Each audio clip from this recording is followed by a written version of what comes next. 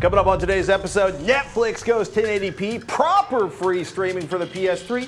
What is an MKV anyhow? And of course, the Blu-ray releases for the week of October 26, 2010. This is HD Nation.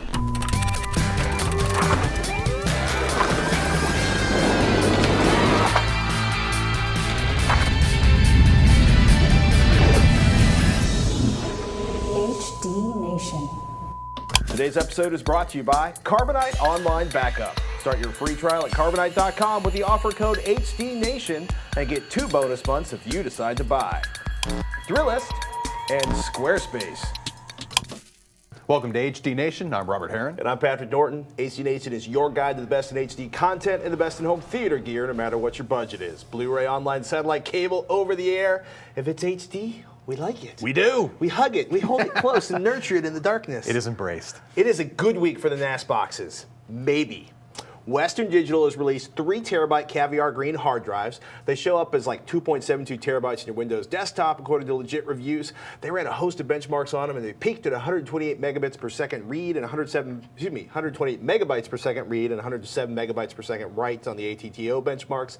Several other sites have gotten hands-on and benchmarked them. Not SSD performance, but hey, how fast you need to stream from your NAS to your desktop anyhow, or for that matter, doing long-term storage inside of your system. You got your SSD for your operating system, your primary applications, and then your big honking video collection on the big honking hard drive. Now, what's trippy, right, is the 2.19 terabyte cap. So these drives are going to be bundled with an Advanced Host Controller Interface HBA. That's a host bus adapter, basically a PCI Express card that'll enable legacy firmware, hardware, software with a 2.19 terabyte cap to work with the new drive. Haven't quite figured out how these are going to work with the various forms of NAS and storage boxes that are out there, but I think most of them will adapt with firmware updates. Yeah, if they don't work natively right out of the box. The 3 terabyte drives are selling now for $239, or at least they're supposed to be selling now. I haven't found any. Western Digital also released a 2.5 terabyte drive for under $200. Figure that's going to cost $189, which means 2 terabyte drives are down to $100, $99 if you shop carefully online. That's the most important news, really. Yes. Is that the next size down is a lot cheaper. Gonna have some big expansion on the next NAS.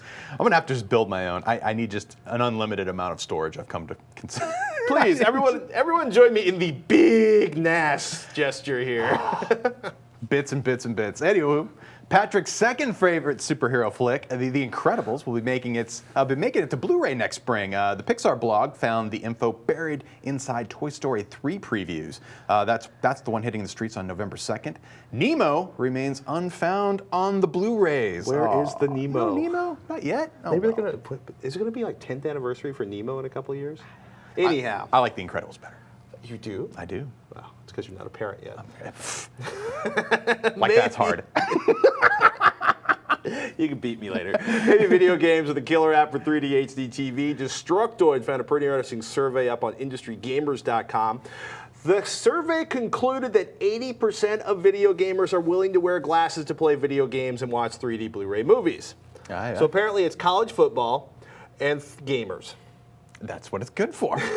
Awesome. Markets have been built on smaller audiences. Or for some of us, we get to wear an extra set of glasses for whatever those events are. But anyway, blah, blah, blah. Hey, on the set-top box front, TiVo's Series 3 and Premiere, and I imagine the HD and HDXL also got Pandora. I loaded up today on my Series 3. It announced that it had updated itself and says, hey, you have Pandora. Would you like to log in and try it out? I did, and it worked just great. I got to admit, I like that. And in bigger news, the PS3 and the Wii gaming consoles got a disc-free Netflix upgrade this week. Mr. Patrick Norton has actually loaded up our beloved PS3, and he's showing off high-quality HD streaming, which is pretty good. Let's see. 20 megabyte download for the software package itself. That's not really a big update for the PS3. After you've installed the latest updates for the PS3, so if you're one of those people modding and hacking away at your PS3, you probably don't want to do that update. Anyway, with Netflix on the PS3, you'll get full 1080p resolution for the titles that are delivered in 1080p and 5.1 Dolby Digital. I believe that's Dolby Digital Plus. So you can get a full 5.1 soundtrack now. I think the whole video, well, the 1080p video is actually, I think, There's no way to tell if it's 1080p, but this is the best looking video I've found so far. It's like season 6 of The Office. It's under television sitcoms. If you hit the select button on your PS3 remote, you'll get Video X High HD. That means you're getting the highest quality video they've got on there. And it also tells you the audio. So in this case, it's English stereo. Yes. So we don't know about the 5.1, but we can. You keep reading. I'll keep notes that looks as around. good. That looks at least as good as cable TV. Absolutely. So maybe not Blu-ray quality, but it's getting close. The article also, basically the Engadget review mentioned that there are some variances in the interface depending on what version of the PS3 hardware that you loaded up on. So maybe if you have an original PS3, the 60 gig unit, you might get a slightly different interface compared to say the latest generation models. That's kind of odd, really, and hopefully that'll just sort itself out in short order. The Engadget article also mentions that the current PS3 app is region-locked to North America's PS3s only, basically, instead of any PS3 operating in North America, as it should have probably been. That, I believe, Sony will be fixing in an update coming in the next month or two.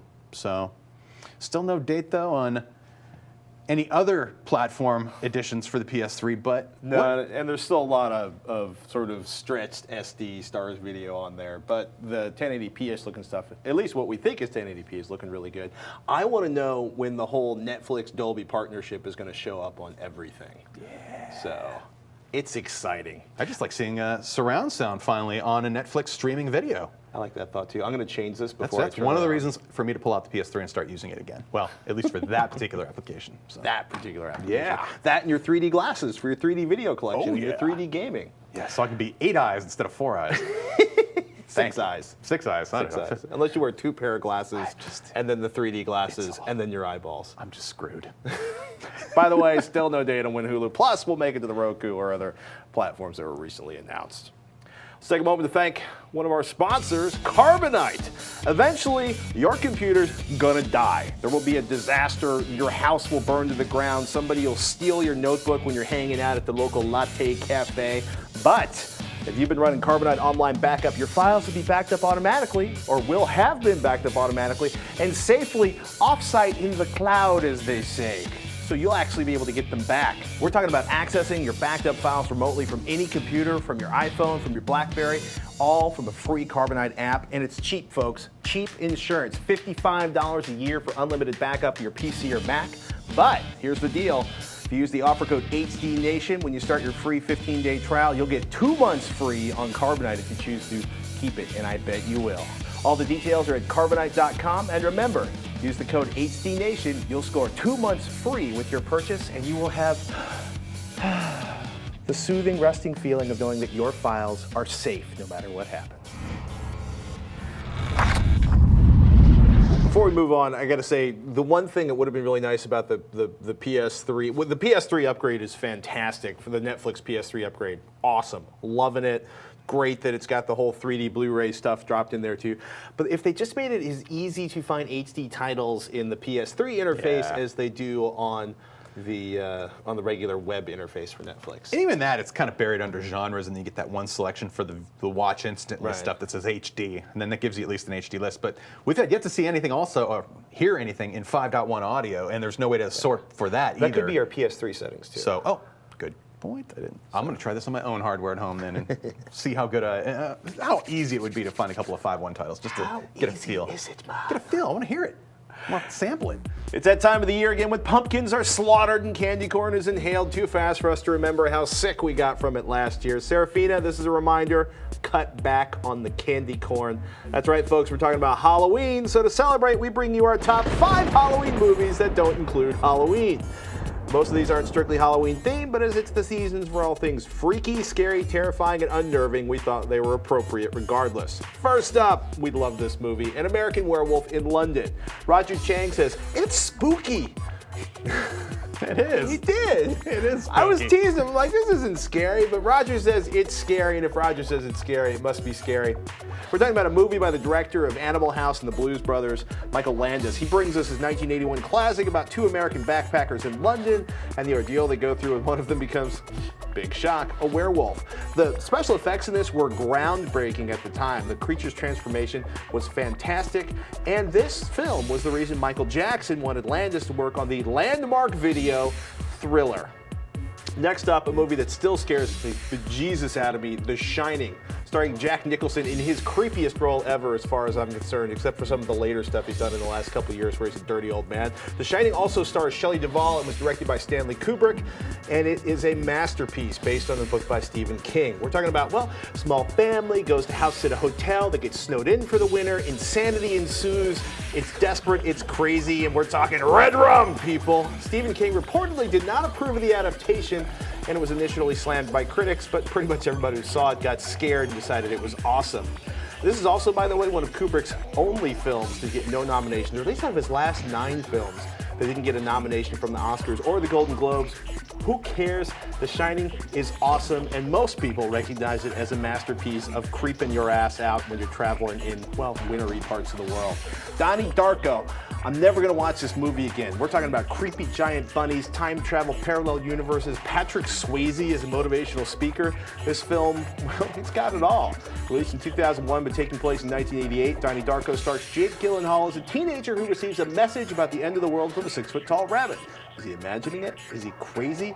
You watch it, because I'm never talking about it again. Next on our list, Psycho. You didn't think we'd leave Hitchcock off our scary movie list, did you? Psycho was finally released on Blu-ray last week, 50 years after its initial run in the theaters. The film follows Marion Crane, played by Janet Leigh, and her freakish encounter at a hotel run by Norman Bates, played by Anthony Perkins. This movie probably killed Perkins' career for a decade. It's phenomenal. It is scary, originally based on the book. Psycho spawned 2 sequels, a prequel, a remake, a TV movie set up, a frame-by-frame remake, but none of them captured the suspense and horror that Hitchcock was able to bring to the screen in black and white. It is an amazing movie. Like, the closest thing they had to special effects in this is like dripping blood. Into it. Well, I'll let you. It's also Anthony Perkins. He is such a good-looking creep in this movie that you're just like, at first you're like, oh, he's a nice guy, he's a nice guy. Oh, wait a minute. Nice boy. It just goes right off the cliff. Oh my goodness. Props to Anthony Perkins for a phenomenal role of a lifetime. It lives up to its title. Check it out. Finally, Seven, starring Brad Pitt, Morgan Freeman, and Kevin Spacey. This 1995 film was directed by David Fincher. Starts out as a police drama, right? We're going to look at some evidence. We're going to check some, well, you know what? It gets really disturbing and really deep really quick. I'm not going to give anything away, but the ending, the infamous ending, almost didn't make it into the final version of the script, but Fincher fought with the producers. Way to go, Fincher, and made sure that the memorable scene made the cut. And if you're really curious, yes, you can find the alternate endings on the Blu-ray release. I'm actually still waiting, because every so often I see an alternate release and it kind of screws the movie up for me, and Seven is so perfectly disturbing. Anyhow, this is the real final one, number 6, by the way, on our top 5 list. The Exorcist! Oh, please. Yeah, you don't like The Exorcist? Come on. There's a little camp to it, man. A little camp? Just a little. Mr. Heron does not like the camp. The pea soup. Well, maybe, why don't you go see if the Halloween movies are out on Blu-ray yet. All right. You see if the Jamie Lee Curtis stuff is there. Go. I'll read this, you go look. Oh, please. You don't remember Jamie Lee Curtis? Anyhow, number 6 I remember in our Jamie Lee Curtis. top 5 list, The Exorcist, released in 1973 based on the, I don't know if it's camp or not, novel of the same name. This film follows a young girl's demonic possession and her mother's desperate attempts to get rid of the evil within her by, of course, exorcism. Duh. Widely declared as one of the scariest movies ever, some even say the film is cursed due to the many mishaps that occurred while filming. Recent releases. Cool. Do you like that? Oh, mishaps are always good. Mishaps are good. I don't believe you said that. These cruel people. No. Anyhow, recent releases of The Exorcist on Blu-ray and DVD include a spider walking scene that was cut from the original theatrical release. The spider walking. It's like one of the, what's another movie pig? from that? Spider Pig. There's a couple of movies from that. Like Helter Skelter is another one of those movies from that era where it's like, I will never watch it again. It's just like, okay. It's just kind of like. What was the one about the serial killer? Well, the Manson family. No. There was like the one where there was like a. Anyhow, we'll look that up for next week. Tangent time. Look, good stuff. Watch it. If you think it's camp, we're sorry. Do us a favor. Email. I'll tell you what. I take the Psycho over Amityville. Amityville Horror. Amityville Horror? Amityville. How about this? Y'all email us, hdnation@risen3.com, with your favorite scary movies. We'll pick our best or The Exorcist. Or the most common ones on the list. You just hate The Exorcist. I do. He hates The Exorcist. I don't hate it, but it's just like, I'm not going to sit around and watch it again. Even on Blu-ray. Even on Blu-ray. Well, although to watch the little girl's head turn around again would be kind of cool. I think we need to hear the top 20. What are the new releases for this week, Aaron? Hey, it's time for the new Blu-ray releases for the week of October 26th, 2010. First up, Back to the Future, the 25th anniversary trilogy. Yay! Good news for Marty McFly and Doc Brown. The 80s classic gets the premium treatment, 1080p AVC encoding on 350 gigabyte discs. Nice. Universal says the film's got a new digital restoration, and these transfers look gorgeous. Justin Sluice over at HighDefDiscNews.com says that it isn't a flawless transfer, but it's certainly the best you've ever been able to see this movie at home. Nice. The soundtracks are slick. DTS HD 5.1 master audio mix, and there's a metric ton of extras, including interviews with the stars, Michael J. Fox, Christopher Lloyd, Leah Thompson, and James Tolkien, the director Zemeckis, and, of course, the producers Bob Gale and Steven Spielberg. If you're a fan of The DeLorean or of the series, this is a must-have. Next up, Winter's Bone. It tells the story of a teenage girl who goes in search of her drug-dealing fugitive father to save her home and her family. Based on a 2006 novel by Daniel Woodrell, this film premiered at this year's Sundance Film Festival, where it won the Grand Jury Prize for a dramatic film. It even managed an impressive 94% fresh rating on Rotten Tomatoes. That's based on 127 reviews. Encoded with a 1080p MPEG-4 AVC codec with a 5.1 DTS HD master audio mix, extras on this disc include deleted scenes, a making-of featurette, and an alternate opening. Also released this week, The Girl Who Played with Fire. It's the sequel to the Swedish film, The Girl with the Dragon Tattoo, which was released on Blu-ray earlier this summer. Elizabeth Salander is back and needs the help of her friend Michael Nyquist to clear her name. This time around, the plot revolves around the main characters themselves, and we learn a bit more about their backstories. The third film in this trilogy will be shown in limited release in the US starting this Friday, and the David Fincher-directed remake of the first film is scheduled to release in December of 2011. Neither Patrick nor I have seen these, but both Roger and Serafina are big fans of this series, so be sure to check them out. Other releases include Alien Anthology, Altitude, Elf, the Ultimate Collector's Edition, the Criterion Collection's House from 1977, the History Channel's How the Earth Was Made, the complete Season 1, Los Angeles Lakers 2010 NBA Finals Series Collector's Edition, 1980s Maniac, NFL Ultimate NFL, the Criterion Collection's Paths of Glory, Poirot, Murder on the Orient Express, Santa Claus the Movie 25th Anniversary Edition, Sex and the City 2, Slings and Arrows, the complete collection, Star Wars, The Clone Wars, the complete Season 2, and one that came out yesterday, Monday, October 25th, instead of the usual Tuesday, Alice Cooper, Theater of Death, live at Hammersmith 2009. It's time to thank one of the sponsors of today's show, Thrillist. You know how you have that one friend who hooks you up with new cool bands before anyone else has even heard of them? Well, Thrillist is like that, but for new cool stuff to do and places to go. Want to know about a Star Wars burlesque show, a beer garden that screens 80s flicks, or that new restaurant with a sushi robot? Then sign up for Thrillist, a free daily email that sifts through all the crap and finds the best new bars, restaurants, and events and services. Whatever it is, they promise it won't suck. Hit up Thrillist.com/HDNation and you'll start getting Thrillist's sweet, sweet knowledge right away. So last week's episode had what I'm going to call a boo-boo in it. Boo-boo. But before I get ahead of myself, here's an email from Jason that explores it in detail. He says, I love the show. Had a couple of comments about this week's episode. First, you guys mentioned Null River's Media Link, although I feel PS3 Media Server would be a better choice for sending your media to your PS3. It's written in Java and it's cross-platform. It has the unique ability to play MKV files with DTS natively without transcoding the audio. It essentially tricks the PS3 into thinking it's playing 2-channel PCM and will show that on the PS3 when you press start. Isn't it select to show the audio video stats, but your DTS logo will light up on your receiver and you're getting true DTS. Nice. Secondly, Robert, you mentioned not being able to upconvert protected DVD content via component. This is normally true, but someone has created a firmware patch for the Oppo DV970 HD. He says he's tried it and it works back when he had it a few years ago on the 970 HD. As a bonus, the patch will also work on the DV981 HD, making it non-HDCP compliant. And there's a link to an AVS forum topic we'll put in the show notes. Jason in San Diego, California. Yeah. I didn't recommend any particular piece of software on that episode, but there was something up on the screen apparently that got edited in for that. And you know what? I totally agree. We should have recommended some great free software. And Jason, you were spot on. I like your recommendations actually. Make sure that won't happen again. We had a little talk with the editor. Yeah. Yeah. Now, about the free tools you mentioned. Streaming video, I think the PS3 media server, that's actually, I believe it's on Google's code site. You can take a look at it there, PS3 media server.blogspot.com.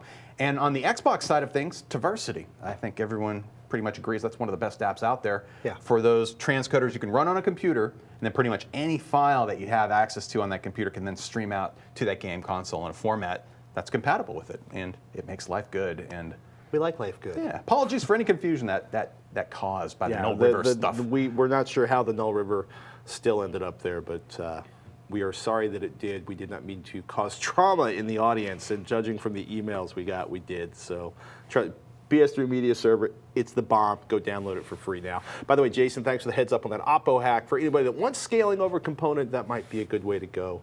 Check it out, people.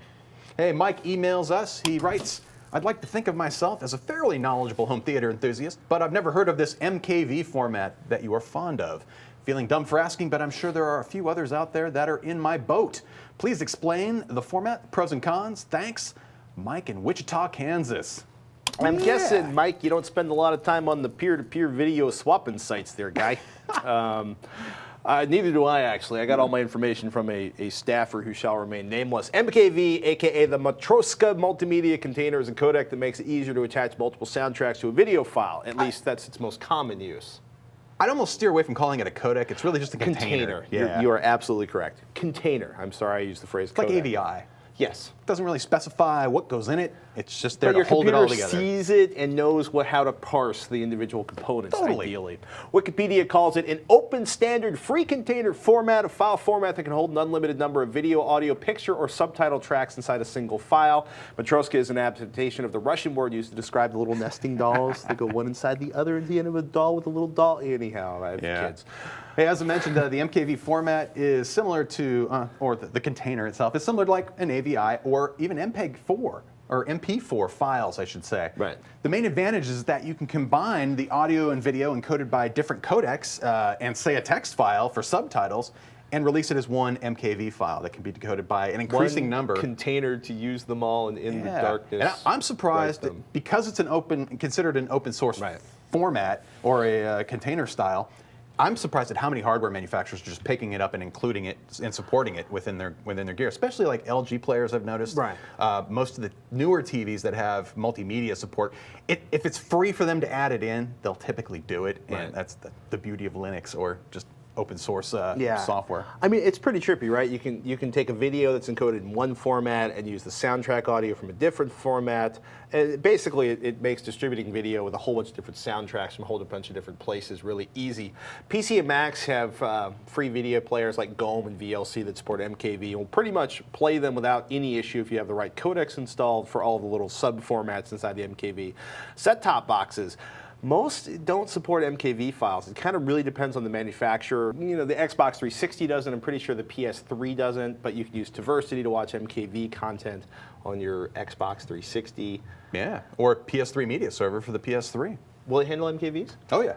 It'll do everything. It will. These, the chips that go into a lot of these set-top boxes, they have codec support for so many things now, and some of it goes unused. But with a container format like MKV, you can then say, oh wow, you've got this laundry list of different things you support, and we can then combine various bits of it into a container that will be compatible. Enabled it all. That's true too. Yeah, because that's what's always interesting. Is almost all the set-top boxes, there's like one or two chips that are actually inside the set-top boxes, and where things get really interesting is the software that's built on top of that chip. Hopefully, as newer devices come out, they will more actively integrate MKV support for our producer, who shall remain nameless, letting you watch your MKV content without transcoding or conversion. You know, totally. It's easier that way. Might have to show off some good software. You know what? If you have a recommendation for software for making MKV files, I would love to know about that. So please drop us a note at hdnation@revision3.com, and I would love to know what you're doing to create those MKV files. Give Mr. Heron MKV 101. Yeah, I can go find out myself, but I want to know what other people are actually doing in the trenches, so to speak. There's good reasons for that. Yeah.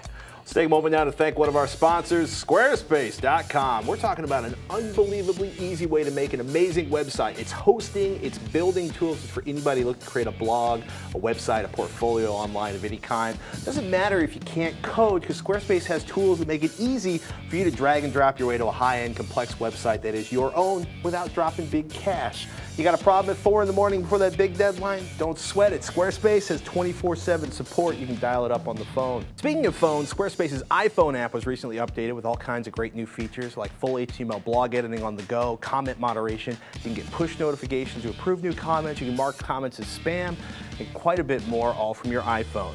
Look, Squarespace, if you haven't heard of it, some of the most highly trafficked websites of the internet are running already on Squarespace, not to mention many of the personal pages of Revision 3's hosts and personalities. Do yourself a favor and check it out, squarespace.com. You can learn more. And if you decide to move your site to Squarespace, use the code HDNation when you do. Right there in the little checkout box, you're going to score 10% off your order for the lifetime of your order. That is a good deal. We got an email from Opu, writes in, Dear Patrick and Robert, most of the new AV receivers coming out have 7.2, 9.2, or even 11.2 channels as opposed to last year's 7.1 and so on.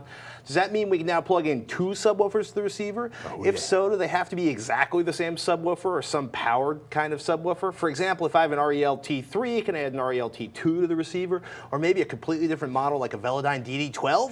Please advise. Thanks, Opu. And I hope I said that name correctly. Woo, nice. More Yes. channels, more speakers. It's got to be better, right? Well, in theory, right? Like, the idea is, everybody's like, lower frequencies are non-directional, a single subwoofer is good enough, and then?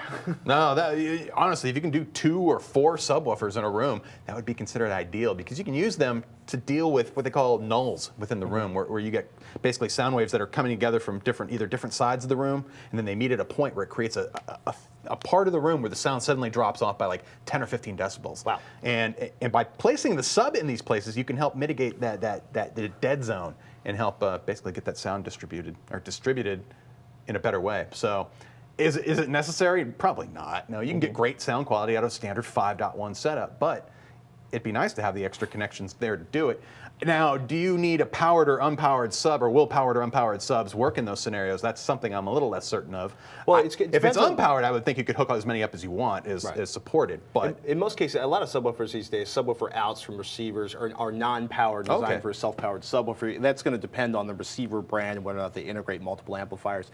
I'm going to say, though, in terms of like mixing and matching subwoofers, I'll talk to your subwoofer vendor because I think you want to match them as closely as possible. Because I think it might be, it's either you're not going to notice or it's going to be really peculiar sounding if you've got like brand X subwoofer over here and brand Y subwoofer over there.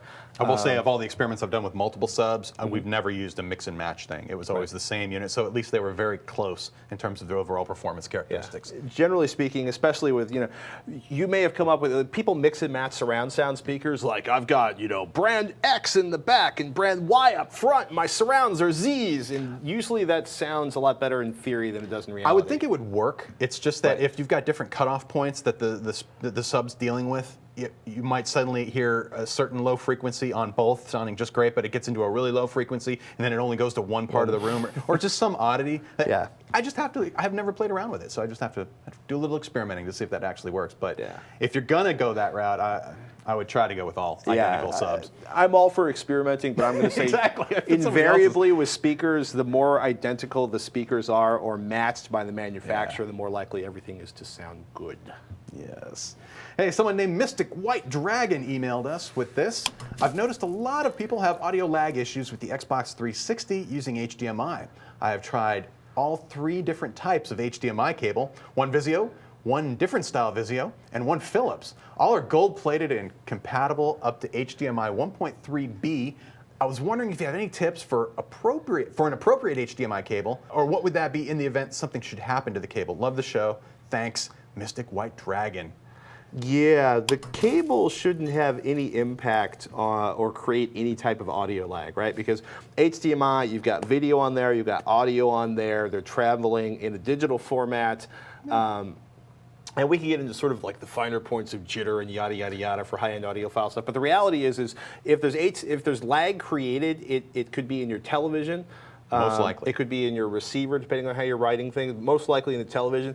But the HDMI cable should have no impact on that. ...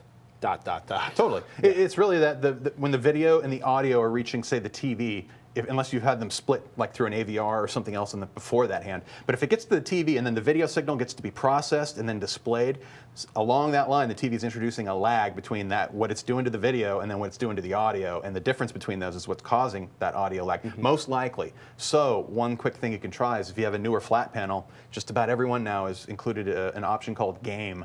Look for, it's a picture preset or some kind of entertainment preset, some kind of preset called Game that it should turn off all the video processing possible so that you get the least amount of lag, and see if that impacts it, because that might just be the one trick. It might be a pain to do it every time you want to play a game, but because I'll be honest with you, the game mode probably won't look that good, but for game consoles, it'll mean less than, say, with video sources like Blu-ray players and things like that. So, could it be an issue? Do you generally want to route things from like your Xbox to your receiver than your television? Would that make a difference? It would help, because that way, if you're dealing with an AV receiver, most of the modern ones nowadays provide an adjustment for a millisecond adjustment forward or backward to let you deal with lip sync issue or sound sync issues. So you could then be, if it's a Twitch game though, you could just run into the problem where, okay, I'm doing something on the controller, yet the response on the screen, even though it's in sync on the screen, it's still being delayed, and that just makes it unplayable as well. Then you're looking for, hopefully the game title itself incorporates some sort of a calibration mode to get the audio and the video back in sync again. Games like Guitar Hero have that built right in, and I love that, because it's like, okay, even if you're having a problem, you don't want to dig with the TV menu settings, boom, you can go do it right within the game itself. Do a quick adjustment, everyone's playing and having a good time. So we're all about the good time. Check the TV first, check the game settings, and then if you're running through an AVR, you have some ways of dealing with it there, maybe. Right. But the physical brand and type of HDMI cable should not impact or create audio lag at all. Not at all. Don't worry about brand, HDMI cable brands. A friend of mine was shopping for HDMI cables. He's like, oh, which one should I get? Blah, blah, blah.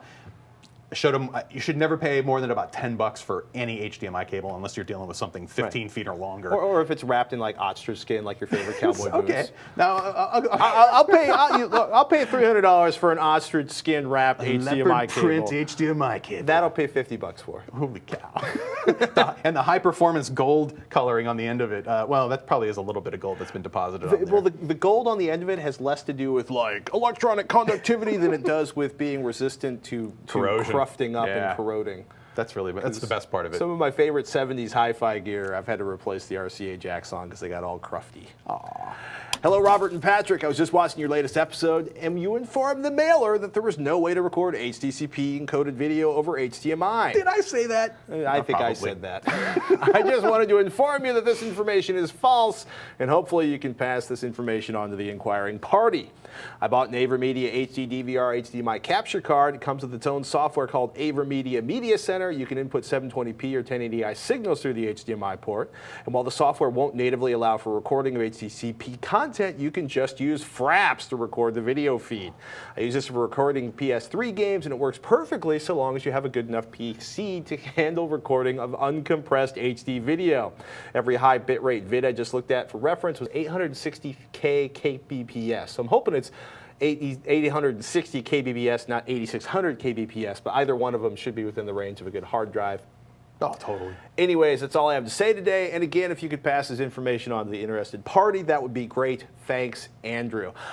That's a pretty intricate hack. That's pretty good. I had no idea you could That probably works. Yeah, Fraps is a real-time video capture and benchmarking software. Fraps.com is a website. Good to know, Andrew. Good stuff. The HDMI Fury, for people who are obsessed with cracking HDCP, is another one to check out. Available online. We have one in-house to try to get around some problems we've had with encoding video. But is it working? It needs an external power source still. It doesn't ship with the power cable. It does not ship with the power cable, which is unfortunate since you need the power cable to make it run. Well, it's supposed to be a low power device. It's supposed to not need it, but apparently it does. Yeah, apparently it does need it. So, Andrew, excellent information. Thank you for sharing. Clever. We'll get back to you on the HDMI Fury stuff. I'm impressed. It's good. Fraps. Fraps. Who knew? Hey, we hope you guys enjoyed this episode of HD Nation. As always, we want to know what you think. So send your comments, questions, or suggestions to hdnation@revision3.com. You can always find us on Twitter, twitter.com/HDNation, and you can find us on YouTube, youtube.com/TechHD, and you can find links on pretty much everything we talked about in today's show in the show notes at hdnation.tv. Just go to the individual page, scroll down on the episode page, and you'll find those links. Hey, plus you'll find all the links to subscribe to the show, so subscribe and watch. And until next time, Thanks for watching. I'm Patrick Norton. and I'm Robert Heron. We'll see you next week.